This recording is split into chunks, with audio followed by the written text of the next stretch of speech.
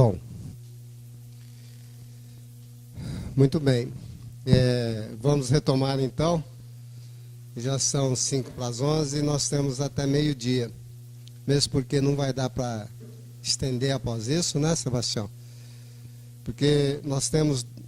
Eu tenho um só compromisso, que é almoçar bem aqui, né? Mas o Sebastião tem 2, que é almoçar bem aqui e depois ir para Ribeirão Preto trabalhar mais um pouco. A Isabelzinha tem ali 2 perguntas. No entanto, Isabel, eu vou pedir para a Isabelzona. Bel, por favor, vem aqui. Eu quero você no vídeo. É algo que ela comentou comigo agora no intervalo, e eu acho de extrema importância, porque está dentro do tema, e você pode nos trazer as suas próprias criações mentais em relação ao que ela vai perguntar para você agora, tá bom? Sebastião, André Luiz, em um dos seus livros, ele diz que nós estamos mais ou menos com as consciências anestesiadas. Então, a gente gostaria de saber o que te motivou, levou você a escrever essa obra, né? Sabemos que é um conjunto maior que intui, que faz parte, né? Essa obra tão importante, né, para estudo, né, que é o despertar das consciências. Eu tenho participado assim de alguns programas da rede Mundo Maior e confesso para você que aqui fico um pouco cansado, mas agora eu estou com a obra, eu vou acompanhar mais. Tá? Muito obrigada. Deus abençoe. Gratidão é nossa, querida. Se olharmos para a humanidade de um modo geral, a função de cada ser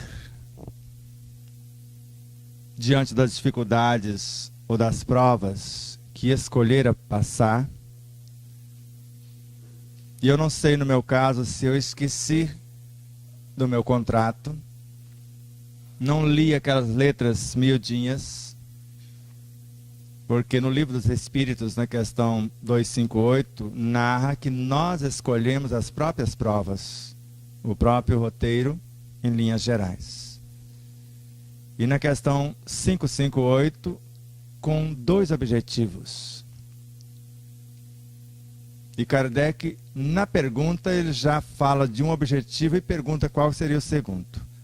Então, além de aperfeiçoar-nos individualmente, há alguma outra coisa que nós estamos fazendo aqui? E o Espírito da Verdade responde: contribuir para a harmonia do universo como ministros de Deus. Então, quando a gente acha uma coisa boa, que nos faz bem, que resolve, pelo menos em parte, as confusões que talvez nós mesmos criamos, é como se fosse uma criança que encontrou algo e quer pelo menos mostrar, talvez possa servir para alguém. E quando eu comecei a ler, eu não prestava atenção. Eu apenas lia. E de um dado momento para frente, no desejo de resolver a própria problemática, porque eu transferi até então para outrem resolver por mim. Eu criei a situação e queria que os outros resolvessem. E dos outros, com todo respeito, nós só recebemos o alívio ou diretrizes para que nós possamos caminhar com as próprias luzes. Então nós decidimos começar a estudar em profundidade a nossa origem conceptual, de onde realmente viemos. Deus nos criou prontos ou nós nos fizemos mediante a força que eu disse a vocês? Existe uma lei, a matéria-prima, que fatalmente vai combinar-se na vida. Então já nascemos prontos ou foi todo um trabalho de elaboração para que essa consciência pudesse existir? Vou dar um exemplo. Imagine na mão de vocês uma semente. Cada um pode imaginar a plantinha que ama cultivar. E se não amar, vai começar a amar a partir de agora. Creio eu. Essa semente, se dissermos a ela, já que nós tomamos suco de laranja agora há pouco e comemos a pinha, vamos imaginar a pinha ou a laranja, no meu caso eu vou imaginar. Se eu dissesse para aquela pinha que nela existe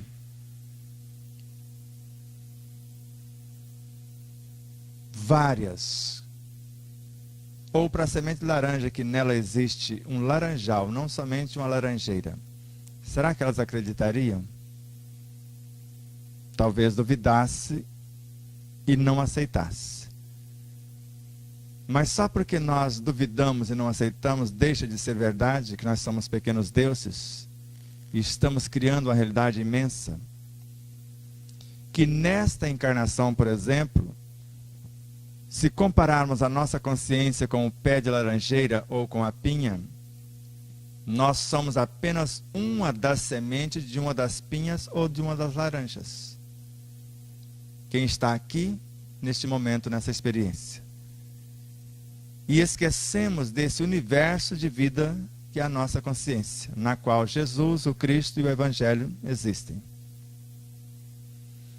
Então, quando nós fomos encontrando com vários luminares essas informações, nós fomos formando um material, inicialmente foi um material vasto durante 10 anos, só que não colocamos obra, nem autores, nem capítulos, nem coisa alguma. Aí os benfeitores queimaram o HD com os 10 anos de estudo. Pois não serve para nada. Então, se você vai usar a ideia de alguém, o mínimo que você pode fazer por questão de consciência é falar da obra, pelo menos da obra, da editora, do capítulo, o ano que foi a edição, etc. Aí começamos de novo. E agora, mais ou menos organizado.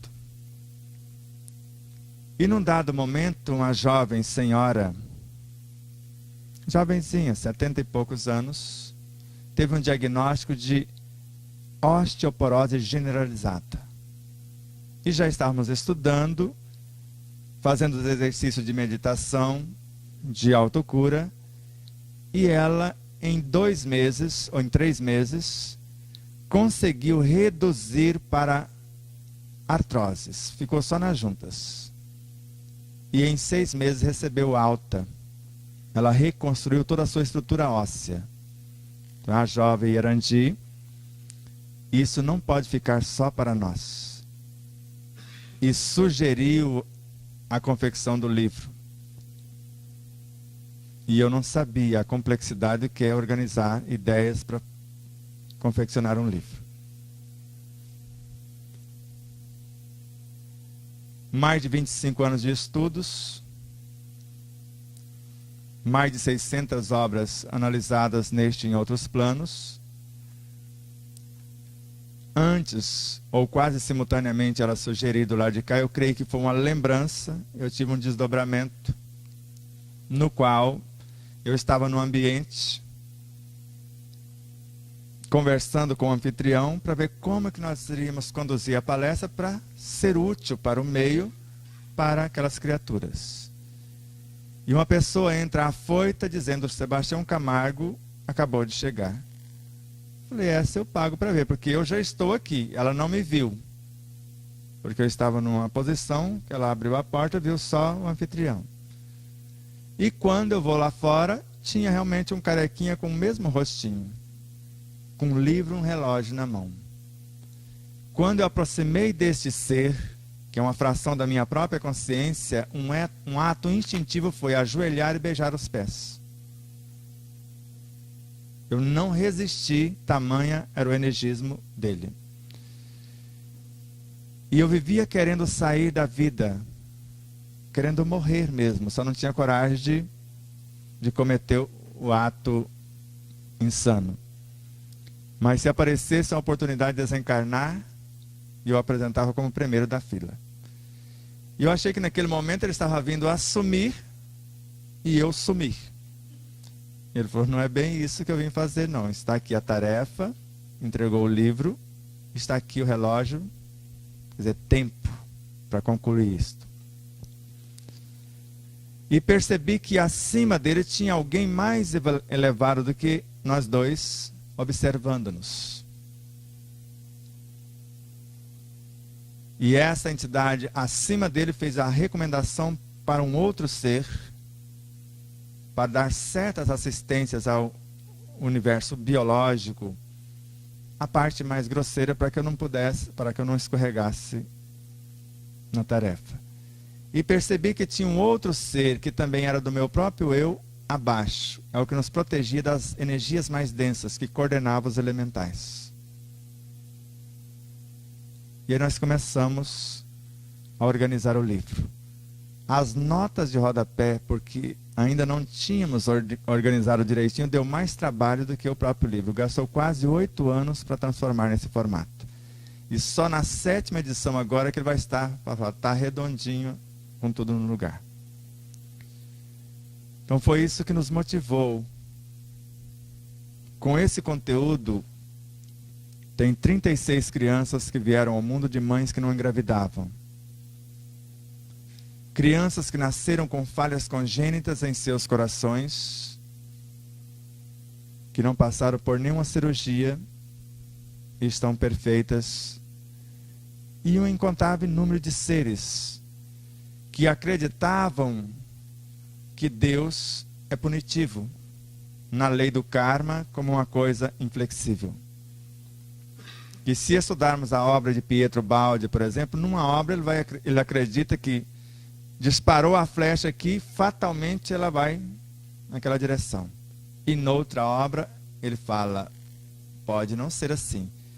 E eu posso analisar a situação em suas causas, corrigir neste momento e alterar as consequências.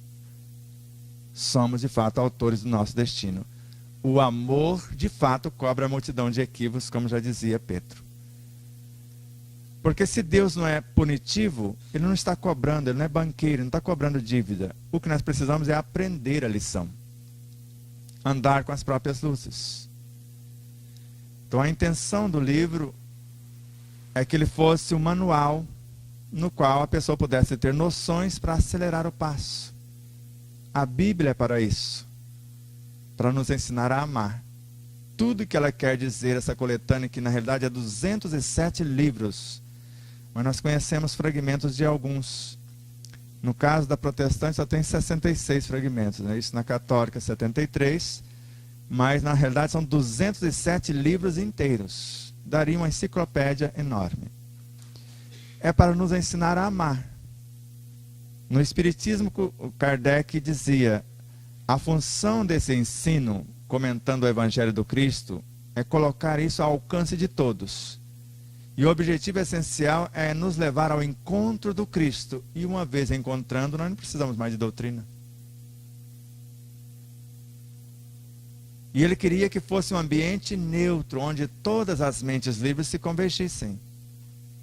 Então esta mente admirável, mesmo sendo o pastor, está aqui. Quer dizer, um livre pensador, um missionário de fato. Então ele não deixa o rótulo dividir o rebanho. E Kardec queria que assim fosse, reunisse todos os credos e pudéssemos trocar ideias a respeito da humanidade, qual a nossa função, qual o nosso objetivo.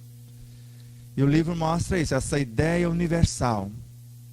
Então não fala da doutrina dos espíritas, fala da doutrina dos espíritos, que pode ser protestantes, católicos, budistas, judeus, hinduístas, os seres de mente livres. E cria um roteiro para que a gente possa compreender a nossa origem, natureza e destinação.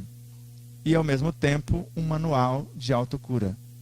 O que eu consegui para resolver a minha própria problemática e esses vários seres que foram auxiliados de uma forma direta ou indireta.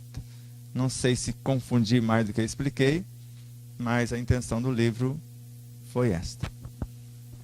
E do segundo livro é uma lupa que se coloca neste e é um livro todo terapêutico, 7 terapêutica. A terapêutica pelo Evangelho, mas sabendo o que é, para que serve e como usar. E dentro desse tripé, na oração, na bioenergia, na alimentação, no dever e na caridade, até chegarmos ao amor incondicional. E Joana de Anjos narra que quando amarmos-nos e amar incondicionalmente, nós saramos de todas as doenças. Se estivermos saudáveis, jamais adoeceremos.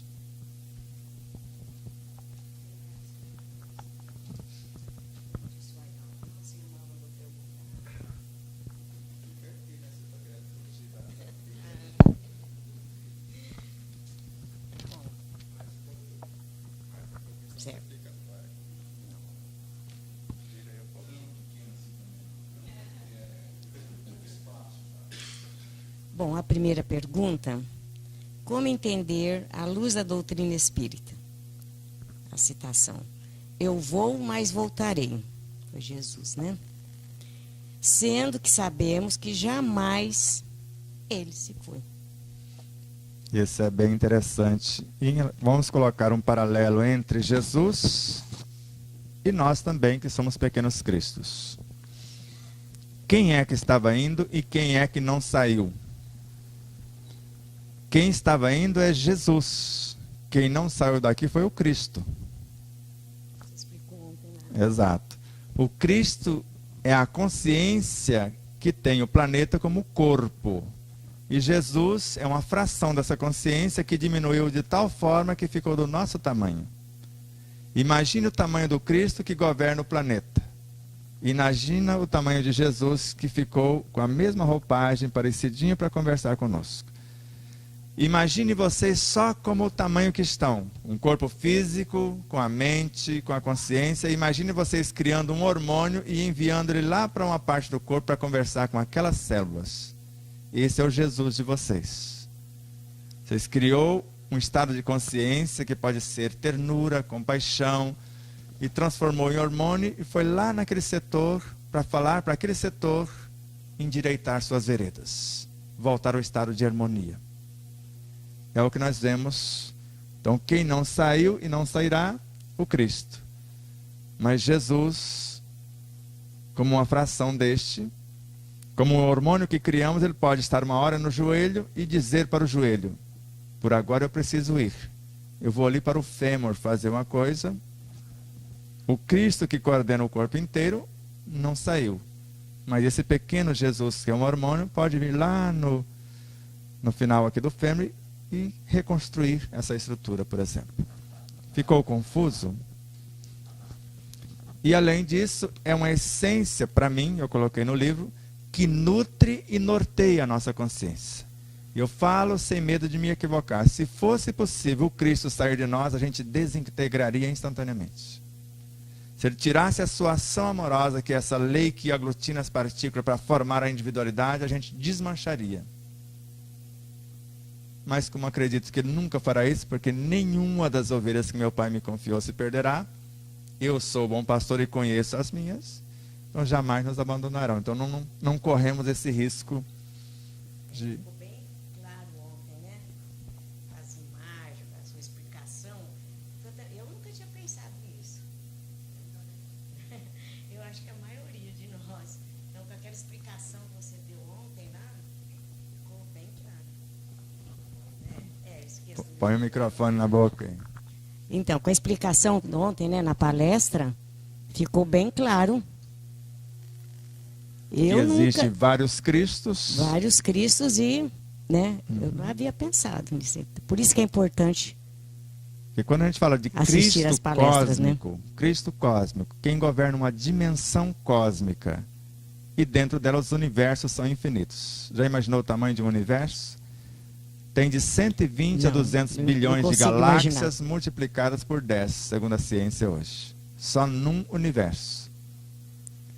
Ontem ficou bem claro isso para nós, né? Quem assistiu a palestra do Sebastião. Em cada universo existe um outro Cristo menor, em cada galáxia, em cada constelação, em cada sistema, até chegar no nosso, que governa o nosso orbe planetário. Que bom que estamos aqui nesta manhã, né? Aprendendo mais ainda. Dá tempo mais a pergunta? Dá, temos bastante tempo. Então tem várias aqui perguntas. A segunda: qual o objetivo da providência ao fazer-nos correr perigos? Ela colocou aqui que não devem ter consequência. Eu não entendi muito esse final. Qual o objetivo da providência ao fazer-nos correr perigo? Vamos elaborar de uma forma que fique bastante clara para que não haja equívocos. Eu poderia dizer qual o objetivo da laranjeira ao gestar uma semente e dizer para a semente: antes de nascer você precisa morrer. E você vai interagir por ter duas equipes dentro de você. Uma vai criar raízes e cravar na terra, extrair o substrato, e a outra vai romper a terra e interagir com as intempéries, com o meio externo, e colher novas experiências e incorporar novos elementos. E você vai correr perigo, porque se a gente planta hoje uma árvorezita na rua, o engraçadinho vem ali e quebra, por prazer. Então ela vai enfrentar muitas situações. Mas se essa semente não quiser relacionar, não quiser morrer e interagir, ela nasce? Sozinha ela consegue construir alguma coisa? Se ela não incorporar terra, água, ar e luz, são outros, mas esses 4 em especial, ela não consegue formar a mais diminuta folha, segundo Allan Kardec. Por mais que ela aproveite toda a casca, todo o interior, sozinha, sem interagir com a terra. Então a primeira atitude da providência é que a gente aprenda a relacionar-se. E a gente chega aqui como sementes. E nós vamos incorporando. Imagine os pais nos desejando. Quando eles começam a desejar, eles começam a criar estado de consciência do teu universo. Do modo de pensar, sentir, falar e agir. E eles constroem com os seus desejos a consciência DNA, que vai somar o material genético do pai e da mãe no espermatozoide, no óvulo, e vai nos entregar a primeira semente para que a gente possa, como almas, gerenciar o conteúdo. E a partir daí dizer para a mãe: eu quero algumas frações moleculares da maçã. E a mãe começa a comer maçã com a boca boa, e antes ela não gostava muito. Agora eu preciso que você vá ali fora e abrace aquela árvore, porque eu preciso da vitalidade daquela árvore. A mãe, que nem acreditava na possibilidade de olhar para a natureza, começa a se apaixonar pelos vegetais. E eu vou incorporando esses seres na multiplicação celular. E gravando nesse estado consciencial tudo que eles pensam, sentem, falam e fazem para formar o meu caráter. E não só, tudo que eles prestam atenção no meio, com seus sentidos, olhou, interage, permuta, e eu estou incorporando isso na minha realidade fisiopsíquica, moral e espiritual também. E estou aprendendo 10.000 vezes a mais da concepção ao nascimento. Porque estou mais fora do que dentro do corpo, como muitos acreditam. Nunca vou estar dentro. Porque a alma está aqui, a mente está aqui, o perispírito está aqui, o corpo está ali. O corpo, na realidade, está dentro do perispírito, que está dentro da mente, que está dentro do espírito. E eu sou um co-criador dentro do espírito, tentando aprender a administrar a mente, gerenciar o perispírito e governar melhor o corpo para a aquisição de novas experiências. Está muito confuso? O aluno que recusa fazer a prova, porque muitos fogem da prova, não acredita no que estudou. Porque prova serve para testar se ele entendeu a matéria ou não. E o professor que intenciona detonar o aluno com a prova, está alegando a própria ignorância, porque ele vai testar se ele administrou bem o conteúdo, se ele se fez entender. Então a prova serve para ele testar se o aluno que todos os alunos têm capacidade de aprender, vai depender da habilidade do educador. Se ele se saiu bem como educador e se o educando assimilou a lição. Então, nem o educando deve temer, muito menos o educador. Se o educando não foi bem na prova, ele, como consciência, pode analisar. Eu não prestei direito atenção, não fiz as perguntas que deveria fazer, e não é o professor que precisa entender, sou eu.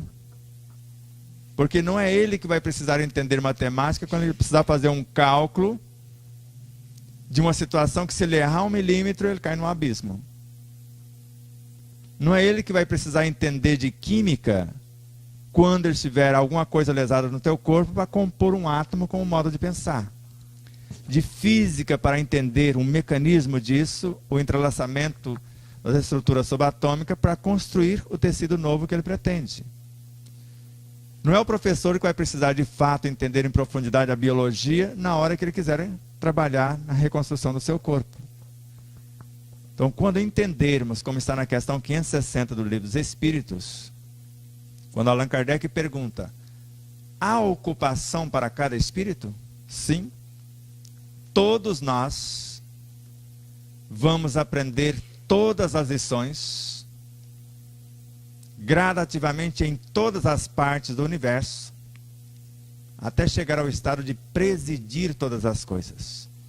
Presidir é estar no comando, não é obedecer uma situação. Quando eu aprendi a dirigir, mais ou menos eu aprendi a dirigir antes de ir para o exército, que chamou minha atenção a frase que está diante do quartel em Três Lagoas: com disciplina, trabalho e lealdade, aqui se aprende a ser soldado e cidadão. Falei, gostei desse negócio. Só que eu cheguei lá, motorista que sabia dirigir. E surgiu um curso de mecânico e motorista. Eu que não sabia onde ficava o motor, sabia dirigir. Aí fui aprender a fisiologia do veículo. E o sargento, instrutor do curso, colocou 1 litro de gasolina e falou, vai em tal lugar e busca isso para mim. Porque eu sabia que a gasolina ia terminar no meio da estrada. E se eu não soubesse onde ficava o tanque, eu sabia, já ele fez de propósito, eu sabia onde estava o carburador, onde estava a bomba de gasolina, onde estava o motor. Mas ele não disse de onde puxava a gasolina. E eu fiquei a madrugada inteira, que ele me soltou às 11 da noite até às 5 da manhã. E ele já sabia, às 5 da manhã ele chegou lá. Você olhou se tinha combustível, meu filho? Falei, onde fica o tanque? E eu não sabia. E ele já estava com um galãozinho de combustível. Então, se eu não sei como funciona meu corpo, como que eu posso dar uma ordem para um tecido? Se eu não sei o que ele faz? Como me ensinou o professor de medicina, Hugo Filártica do Nascimento. Se você não sabe o que faz uma célula do seu fígado, que ordem você vai dar para ela? Só sabe mandar quem sabe fazer. Você vai esperar que ela lhe obedeça se você não sabe nem o que está fazendo? Então, quanto mais compreendemos, e é para isso que a providência nos coloca aqui, se eu aprendi a lição, de aluno eu passo a ser mestre, professor. E eu mudo de posto. Agora, enquanto não aprendermos a lição, nós vamos repetindo. Na minha época eu falava tomar bomba. Repetir. Só que eu tinha que ir lá e repetir tudo de novo e aguentar a chacota de ter sido reprovado. As mesmas lições que eu não prestei atenção, agora se eu tiver juízo, lucidez, eu vou prestar atenção, valorizar o trabalho do professor, de todo mundo que está envolvido, porque eu que preciso entender. Porque vai fazer diferença na minha vida. Muitos comem, e olha que comem muito, não sabem nem por que comem. Não sabe do que o corpo necessita de fato. A quantidade de alimento não nutre o corpo, não garante nutrição. Nem a qualidade dos alimentos. É o estado de consciência que eu estou. É estado de alegria, de viver, de gratidão pela vida, de esperança.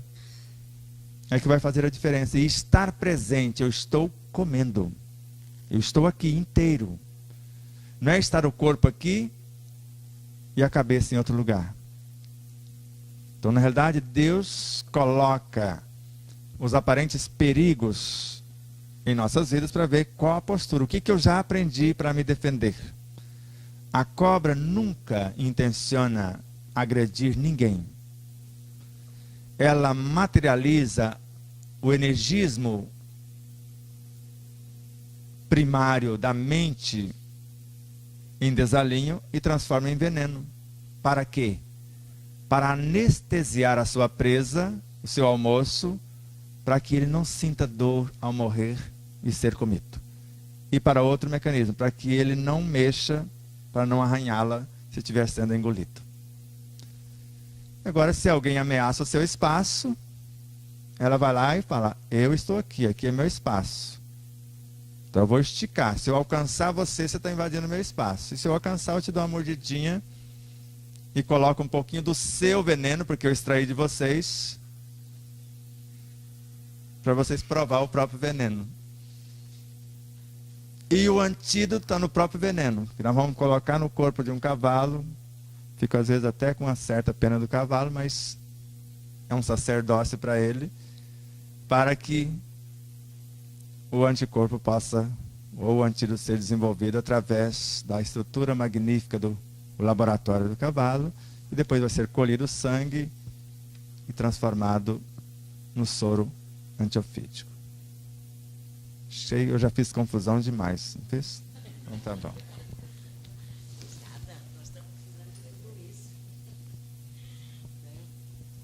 Eu acho que uma que vai responder a outra. Ó.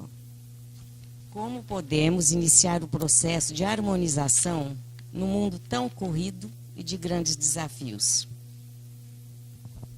Essa é moleza.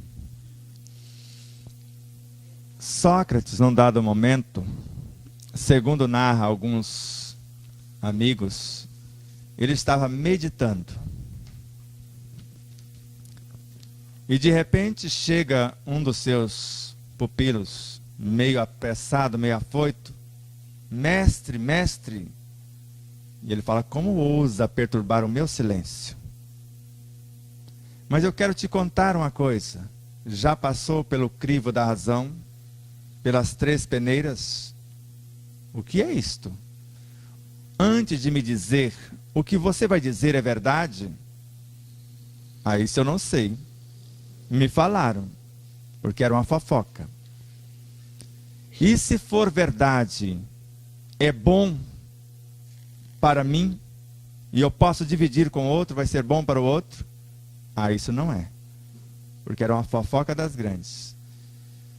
E sendo bom, passou pela 2ª peneira, é útil, vai ser útil para mim e para outrem? Não é. Então fique para você, que basta as minhas perturbações. Então a gente começa, antes de pensar numa coisa, mesmo nesse mundo tão corrido, se é bom para mim, se é verdade e útil, eu fazer uma programação para levar isso para o mundo tão corrido, para acalmar o povo que estão lá. E fazendo isso, a primeira coisa que eu adquiri foi a paciência no trânsito. Foi o maior de todos os troféus. Se o outro está apressado, o sinal está verde para mim, pode ir. Eu já saio mais cedo, eu sou mineiro, saio 3 dias antes. Por isso que a gente sai aqui para chegar 1 hora antes. Se houver um contratempo, eu tenho tempo. Agora sair apressado também como o outro, aí eu vou ter que furar o sinal vermelho e etc.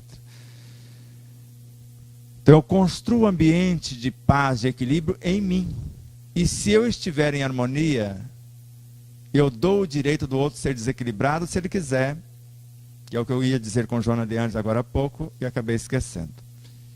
Mas não o prazer de desequilibrar-me. Se você acordou do avesso, é problema teu. É problema meu se você sair do meu espaço, de perto de mim, sem algo para resolver isto. Porque às vezes a gente não quer saber da pessoa. Eu não vou permitir que você traga o seu azedume para cá, mas eu vou colocar um pouco de docilidade para que você possa sair daqui com alguma coisa para solucionar essa questão.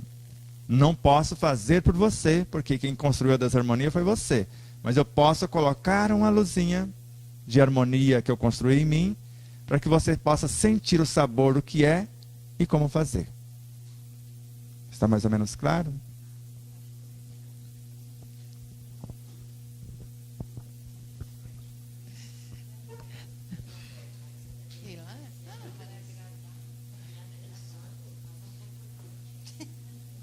Vocês vão aparecer para mais de 50 países, então vem aqui.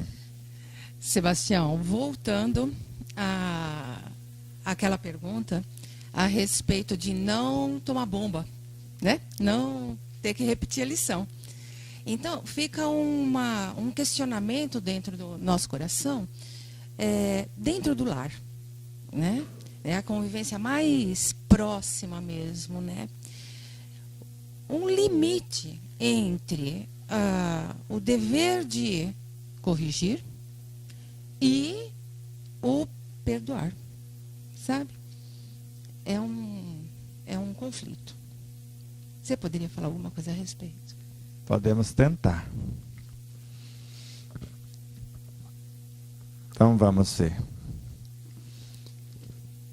E eu estou pensando para o futuro em criar um curso com diploma e tudo para pais e mães. Porque a maioria colocam filhos no mundo e não sabe nem o que é e a que veio. E acha que é só colocar os filhos no mundo. Como eu disse, a criação, no mínimo, é a 3.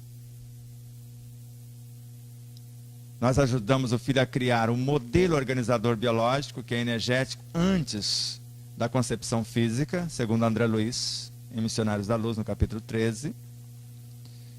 Porque a mãe recebe-o na cintura, no seu corpo perispiritual antes, e para aqueles que acreditam que não tem órgão, como eu recebo um espírito se eu não tenho útero perispiritual.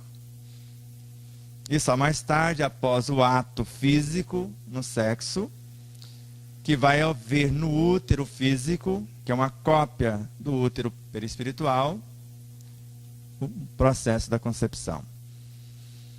De modo que esse ser vai gravando todos os estados de consciências educados, dos primeiros educadores na primeira escola, que é o lar. Os primeiros educadores, os pais.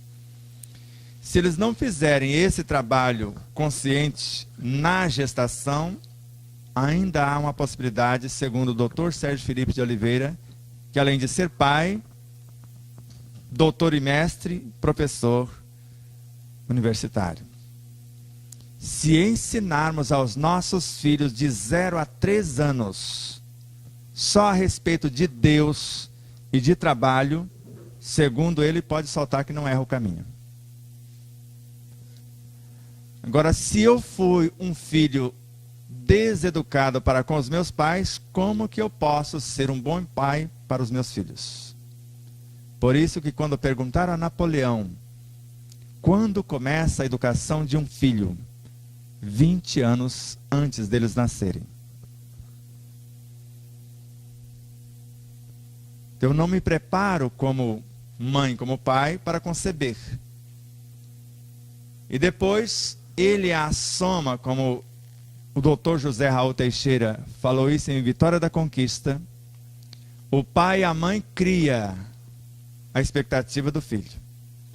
Cada um encarna os seus desejos naquele corpo. E depois, quando ele quer ser ele mesmo, porque eles criaram o filho para ser isso, para ser aquilo, principalmente o que eles não foram. Eu pensei que a criatura, ou a gente estaria como pai para criar alguém para ser livre, responsável, consciente, um cidadão de bem. E tem no caso de uma amiga que está aqui, Eu já falei várias vezes, preocupe-se primeiro com a sua filha, que ela seja uma cidadã com caráter. Os diplomas do mundo nos garantem, às vezes, um lugar numa empresa, mas para o futuro já está, porque em alguns lugares do planeta já tem, vaga, professor de biologia, currículo, saber o que está fazendo, conhecer de biologia e ter uma didática para ensinar o conteúdo. Não pedem diplomas. Se eu já fui, eu acesso, porque isso é milenar. Onde estava o Paulo?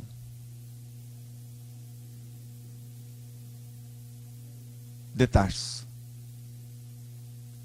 E para onde foi o Saulo de Tarso? Porque muitos não percebem a sutileza. Jesus na estrada de Damasco, a estrada de Damasco é o nosso processo gestatório. Jesus é a nossa consciência. Isso foi ele próprio, falou, o reino de Deus está dentro de vós. É semelhante a, e conta várias parábolas, e essa é uma delas. Então, para Carlos Torres Pastorino, o maior teólogo que eu conheço no último século, eu acho que chegou bem próximo o pastor Neemias Mariem, que chegou a ganhar o título de maior teólogo da humanidade atualmente, Pastorino um pouco antes. E o pastor Neemias fazia os seminários, os congressos juntos com o Espírita, falando de reencarnação baseado na Bíblia. Então, nós percebemos nestas diretrizes de Pastorino que ele interpreta todas as parábolas dentro. A samaritana somos nós, as personalidades. O Cristo na beira do poço, a nossa consciência e o diálogo. Saulo já tinha cumprido sua missão como oficial da lei. Fidelíssimo ao que acreditava. Falou, se eu arrebanhar esse moço para o meu aprisco, ele vai ser tão fiel quanto está sendo fiel na sua missão. E quando Saulo é derrubado do cavalo, é tirado do corpo, e coloca o Paulo, a missão nova, ele fica cego. Porque ele sabia perseguir, prender e executar quem acreditava no arruaceiro Jesus. Porque para eles Jesus era um arruaceiro e quem anda com arruaceiro também. Mas ele não sabia proteger quem acreditava em Jesus. Ele ficou como se não soubesse. O que queres que eu te faça? Vá até Ananias, que para nós, na constituição geográfica do ser, a mente. Ele vai impor as mãos para o Espírito é a vontade e o pensamento, sobre você e abrir-lhe os olhos. Então o pensamento arquiteta alguma coisa sobre a regência da vontade que gerencia a mente, e no mecanismo racional você vai estudar e entender a sua missão. E Ananias fala que quando Paulo começou os primeiros insights, ele falava 5 minutos com a capacidade e eloquência que tinha, porque dominava praticamente todas as línguas da época. Ananias gastava 1 hora para explanar 5 minutos. Por isso que ele chegou a afirmar, eu prefiro quando falar do Evangelho, falar 5 palavras com sentidos e me fazer entender, do que falar 1000 em línguas e todo mundo ficar confuso. E chegou à conclusão e dizer ao povo, e eu posso dominar a língua dos homens, falar todas, ter o dom da profecia, dominar todas as ciências, ter a fé a ponto de transportar montanhas, em termos de conhecimento, e falar até a língua dos anjos, dominar até o conhecimento espiritual, se me faltar amor, se me faltar caridade, de nada adianta. Então ele chegou à conclusão que não era conhecimento que transformava o ser. Porque o teólogo Humberto Roden, não é o que sabemos, nem o que dizemos, nem o que fazemos que nos faz evoluir. Evolução é vivência. É o que nos tornamos naquilo que fazemos. E eu posso doar tudo que tenho, e quando mais nada tiver, entregar o meu próprio corpo para o sustento daqueles que carecem do necessário, para ser queimado, que seria fracionado. De nada adianta se me faltar amor. Do que adianta eu distribuir pão, sopa, se eu não sei e se aquela atitude não está me transformando? A hora que o outro não agradece o prato de comida e às vezes cospe no prato de comida, cospe na nossa mão quando a gente pede 1 quilo de feijão, se eu não sei exercitar a outra face, que não é o rosto. Se alguém te fere no orgulho, oferta-lhe a humildade. Se alguém te entristece, oferta a alegria. Se alguém deseja te confundir, oferta a fé, o esclarecimento. Se apresenta trevas, a luz, a outra face. Confundir de novo, ficou mais ou menos. Então, tá bom.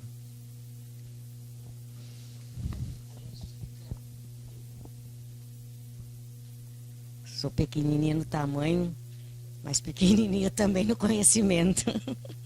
Gente, quanta coisa, né? A gente está aprendendo. Eu só trabalho, só um Nossa. segredinho para vocês. Eu só trabalho com conteúdos que vocês já têm. Não pensa que eu estou trazendo do meu arquivo.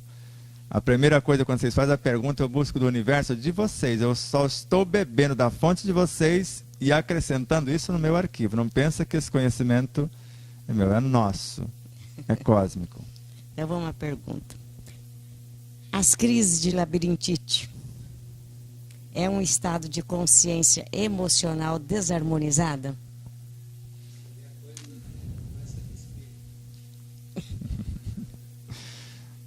Vamos lá. A audição é um dos sentidos magníficos. Não por acaso Jesus falou, ou nos aconselhou, ouça quem tem ouvido de ouvir. Porque muitos escutam, mas não sabem ouvir.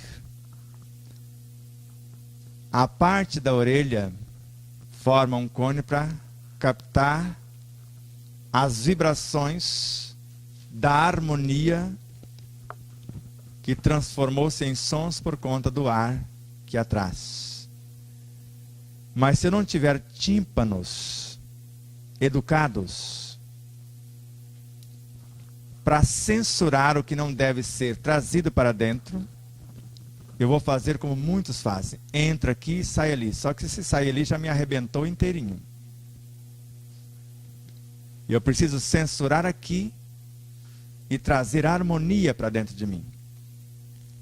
Treinar os ouvidos de ouvir. Se eu tenho isso em harmonia, então eu vou censurar o que é desarmônico e vou filtrar e trazer o que eu preciso. Porque o martelo que vai receber do tímpano e dar uma martelada na bigorna e refletir no estribo, vai transmitir como medianeiro fiel o que foi selecionado, filtrado. E se esse pessoal, martelo, bigorna e estribo, que vai multiplicar a capacidade de ampliação do som, não estiverem em harmonia, eles vão transferir para o ouvido médio, no qual existe a cóclea, aquele labirinto aquático. Se levar à desarmonia, nós desorganizamos este fluido e ele é que define e fala para nós, você está de pé, agora você está deitado, agora você está mais ou menos torto. E se ele estiver em desarmonia, ele não sabe dar as ordens. A gente levanta e cai. Porque ele é que nos norteia. Se eu estou plantando bananeira, só de retornarmos o processo, porque ele agora está complicando a circulação desses fluidos, porque o labirintite é uma dificuldade circulatória, fisicamente falando. Se eu melhorar com um simples limão na água, a circulação para que os fluidos fiquem mais sensíveis, mais finos. Em outros processos também, não precisa ser exatamente com medicação. Se eu purificar os pensamentos com boas leituras, porque basta isso para começar a educação do pensamento, segundo Joana de Angelis, boas leituras enriquecem a mente, acalma o coração, que é as emoções que estão perturbando, e estimula o progresso, a mudança. Então, boas leituras, boas músicas vão equilibrar este pessoal. Não precisa medicação. E eu tomar consciência e agora ter um cuidado maior no que ouvir. E principalmente não colocar o ouvido de trás da porta para ouvir o que o outro e fazer fofoca. Porque quando a gente intenciona ouvir o outro para fazer fofoca, segundo Sheila, nós queimamos os nossos tímpanos. Não só no físico, no perispírito também. Destruímos o nosso mecanismo auditivo. E perdemos a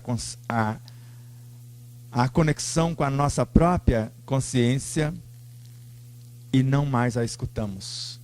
Mentalmente falando, emocionalmente, psiquicamente, moralmente. Deu para entender alguma coisa?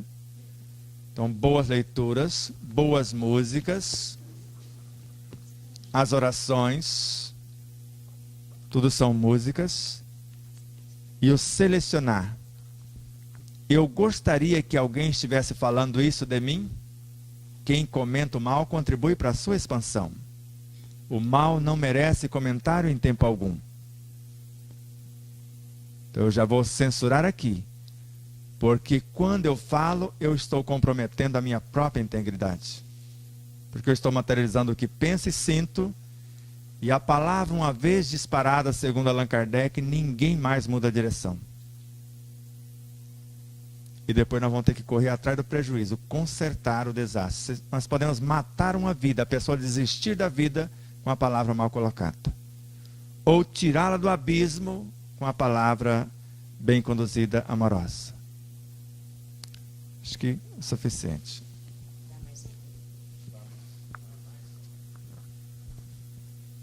Eu faço enquanto que respondo e fica o convite para a próxima etapa, se eu for convidado. Se Deus quiser, e Ele quer.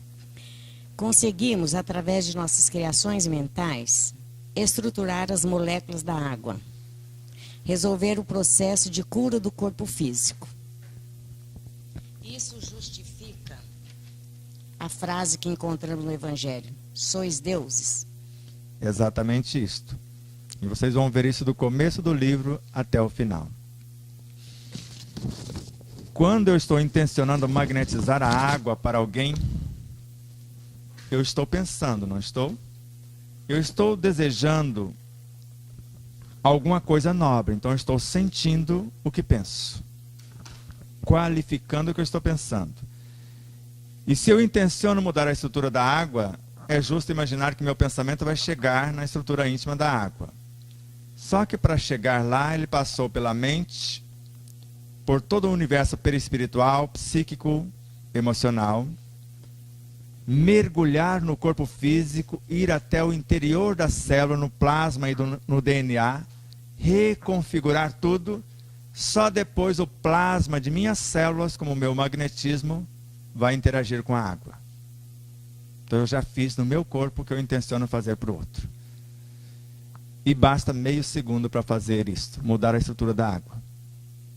Transformá-la no mais perfeito alimento ou medicamento, só que em meio segundo eu já fiz tudo isso no meu universo.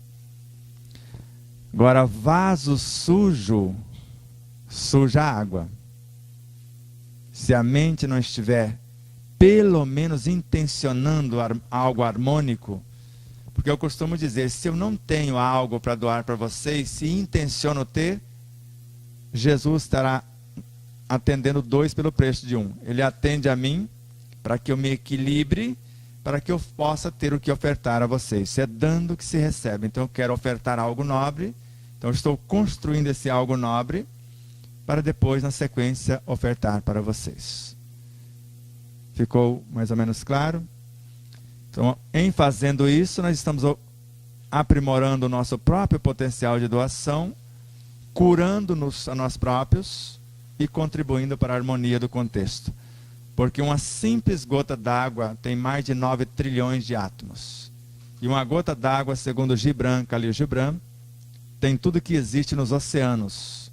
E o único átomo dessa gota, tudo que existe na Terra. Ou seja, eu estou mudando o planeta Terra quando eu altero um único átomo dos 9 trilhões presentes apenas numa gota d'água. Que é um aglomerado de forças vivas que eu crio com o meu modo de pensar. Que eu aperfeiçoo com o meu modo de sentir.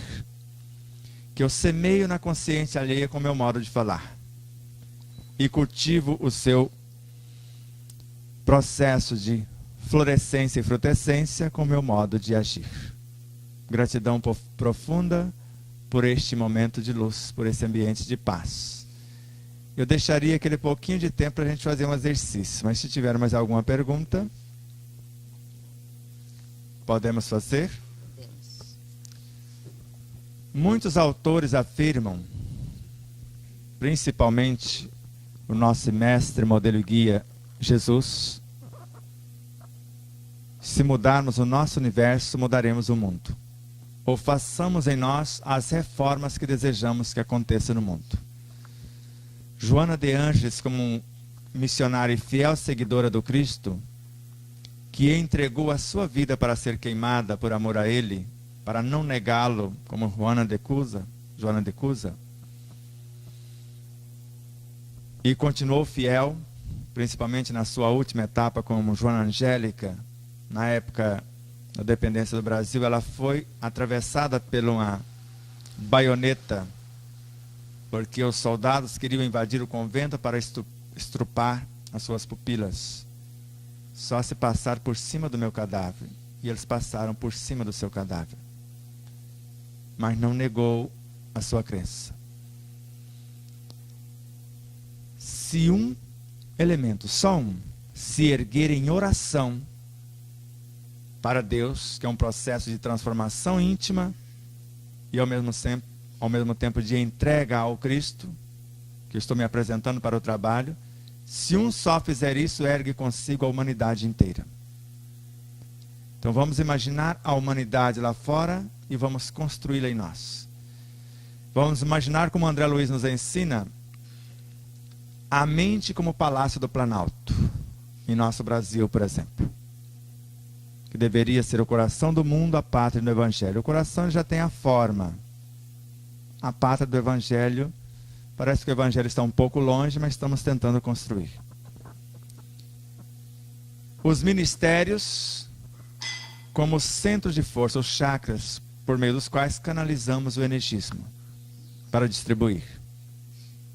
Talvez eles canalizam, desviam, não distribuem coisa nenhuma, mas estou falando no caso real. Os estados como se fossem os sistemas do corpo, que vai receber essa distribuição do energismo harmonioso. Os órgãos como se fossem as cidades. As células como se fossem os cidadãos. E vamos no Palácio do Planalto, que é a nossa mente, redigir uma nova Constituição. A Carta Magna, que é o Evangelho que vai governar-nos. Que está na consciência do presidente, que é a alma que deveria estar governando isso para o povo e não para si mesmos, que é o que nós estamos vendo hoje, mas sem condenação dos que estão lá. Vamos construir aqui esta justiça, este amor, esta caridade aqui. O amor com a função de compreender, a justiça com a função de corrigir, e a caridade com a função de salvar, que é um processo de iluminação da criatura. E inspire com suavidade, intencionando trazer o Cristo que está em tudo para dentro de si. E expirem com o mesmo ideal em colocar o Cristo que está em si a serviço de tudo. Inspirando, trazendo o Cristo, expirando, expandindo o Cristo que está em si. Como nos ensina o estudioso do Evangelho, o apaixonado pelo Cristo, Adão Nonato. Inspirar o Cristo, expirar o Cristo. Condensar o Cristo, expandir o Cristo. E ao mesmo tempo intencione o país como gostariam, mas vamos construí-lo em nós. O mundo tal como gostariam, e vamos construí-los em nós. E com certeza o Cristo que está vendo a nossa intenção, está analisando a nossa intenção, vai nos capacitar para tal. Porque Ele capacita os escolhidos. Normalmente não escolhe os capacitados. Como fizera com seus discípulos. Com vários outros apóstolos, outros missionários. E desejar capacitar-nos de tal modo que a humildade vai estar sempre na frente, antes de gestarmos qualquer pensamento, por mais ínfimo que seja.